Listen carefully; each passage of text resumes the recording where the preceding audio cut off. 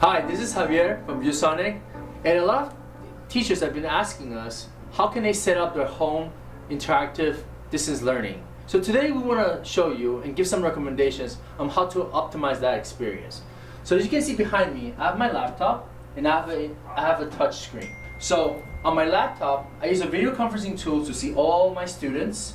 I have my notes on one side, and then on my touch screen, I use my viewboard for whiteboarding, and so I can interact with my students at the same time. Alright, I'm going to show you how to set up the setting. So first thing, I have my external camera, which I'm going to connect it to my laptop with a USB. Now in this case, my laptop is running on a Windows 10, so I want to make sure that the USB is connected directly to the laptop. Great.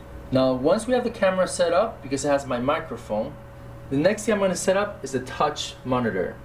So first thing I want to make sure is that the touch monitor is power on, the power cord is connected. In this case, I'm going to use a USB-C to connect the monitor to my laptop. So once I have the monitor connected to my laptop, I want to set up the screen settings.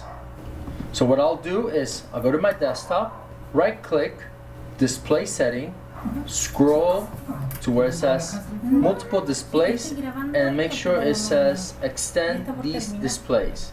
So I'm going to select that one, close it, and now I can drag my viewboard to my touchscreen and I can begin my lesson.